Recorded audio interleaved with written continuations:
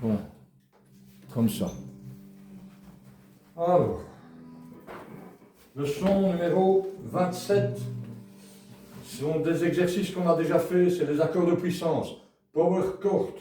Au départ de la... Je vais montrer tout près de la caméra. Hein. Au départ de la 6e corde, l'index en 7e case. Donc bien veiller à ce que l'index soit bien au bord de la case contre la frette, pas dépasser la frette, hein, contre la frette. Ces deux doigts-là bien superposés, bien au bord de la frette. Voilà. Et on va chaque fois se déplacer de 2 cases vers la gauche. Donc pour piloter la main, on regarde l'index. Coupe ton son pendant que je parle. Coupe ton volume. Voilà. Quand on déplace la main, on regarde l'index, on ne regarde pas ces doigts-là. Et on essaie de garder la forme de l'accord et la distance des doigts. Donc, c'est-à-dire, focus ici sur ce doigt-là. En 5e case, sur le repère.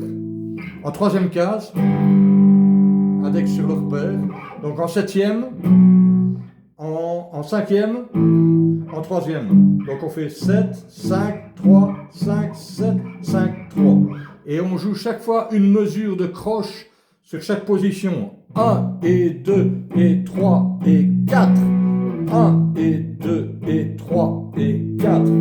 1 et 2 et 3 et 4. 1 et 2 et 3 et 4. Mais le but de l'exercice, c'est pas tellement de jouer les accords de quinte, c'est de travailler ce qu'on appelle le palm muting. Donc en anglais, c'est l'étouffement de la paume sur... Et là, l'élève a du mal. Hein. Donc en fait, sa main n'arrête pas de bouger. Donc j'explique le principe, c'est ici le tranchant de la main, plus ou moins cette position là, plus ou moins là. Ça, c'est posé sur le bord, ici, le bord du premier pontet. Donc on pose la paume et on couvre les 3 grosses cordes et on doit avoir ce son. On doit avoir un étouffement sur les cordes et pas ça. Si j'ai ça, ça veut dire que ma paume est en dehors des cordes. Et si j'ai ça, ça veut dire que ma paume est trop vers les micros. Donc c'est une zone qui se situe entre le premier micro et les pontets ici, plus ou moins dans cette zone-là. Donc ce qui est important, c'est le placement de la paume sur ces cordes et la pression exercée sur les cordes. Donc en fait ça se règle tout simplement au son, à la sonorité. On écoute. Pas assez de paume. Trop de paume. Je vais vers la droite. Voilà, j'y suis. Une fois que j'ai ce son-là, j'appuie un petit peu plus fort et je ne bouge plus la paume. Donc là, ça va être sa difficulté, c'est de ne pas bouger la paume. Voilà, on y va, on lance une batterie à 70 BPM et on est parti ensemble.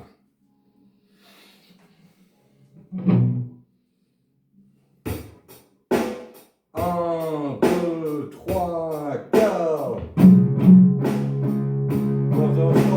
Top. On avait 17e. On était en 9e. Voilà. 1, 2, 3, 4.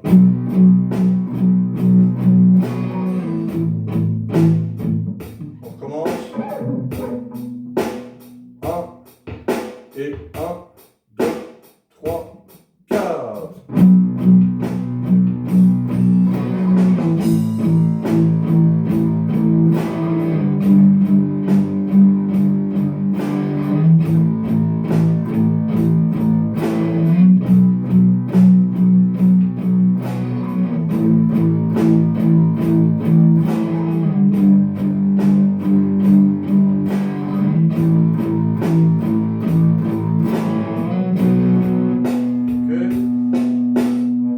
Partie de l'exercice.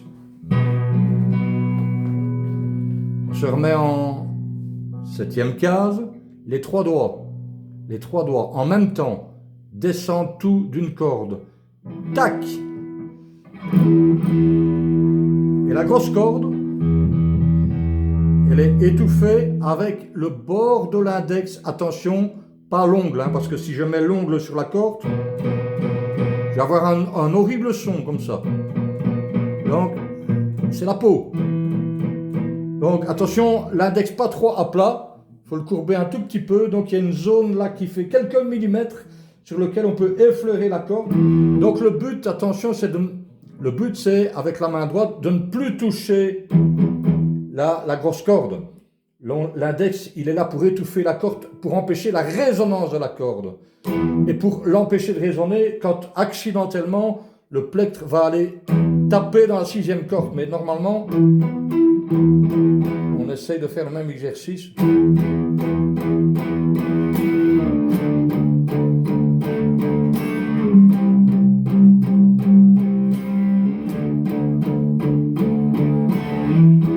Voilà, avant de démarrer, bien vérifier que l'accord est...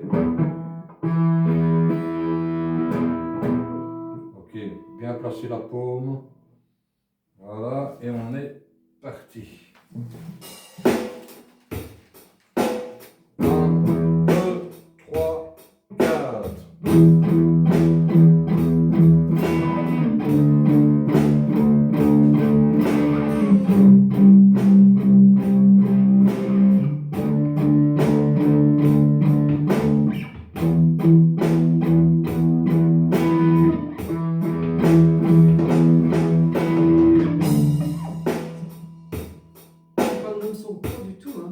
Non, ben parce que ta peau n'est pas bien lisse. Voilà, mais je ne vais pas le répéter 5 fois. Le problème, c'est que si ma peau n'est pas bien mise et que tu joues plus fort que moi, je n'en rends pas compte. Alors, je joue plus fort que toi pour te tirer rythmiquement parce que c'est pas très, très propre. Et ça, ce travail-là, ça, c'est un travail que tu fais seul dans ton coin. Bah alors, Et tant que tu travailles avec le prof, c'est le prof qui est derrière toi et qui tire. Donc c'est normal que tu n'entendes pas bien ta guitare. C'est pas grave, ça fait partie de l'apprentissage. On est parti, on continue. 1, 2, 3, 4.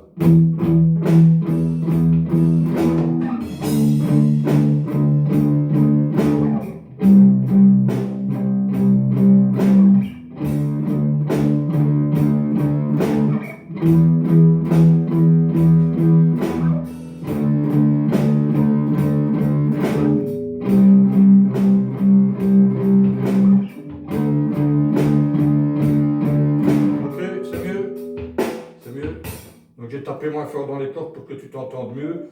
On va essayer, attention, tu as presque plus de batterie là. On était à 70, on passe à 80.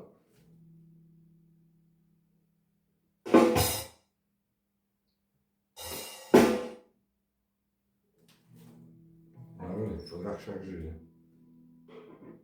On fait le même, hein.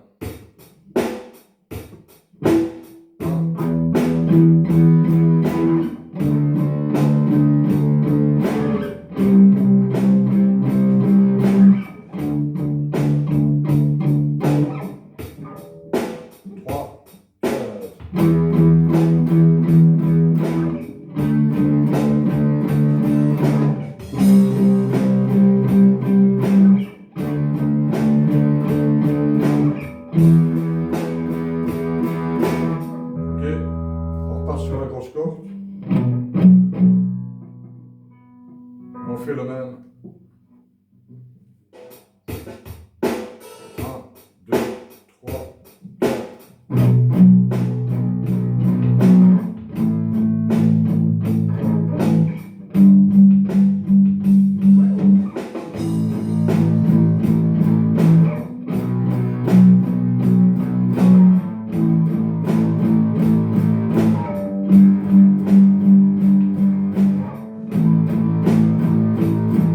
1, 2, 3, 4. Quand l'élève va travailler seul, il va plus entendre sa paume.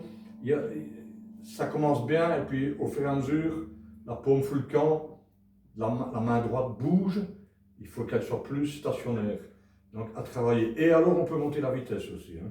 Donc là on est à 80, on peut essayer à 90. Voilà.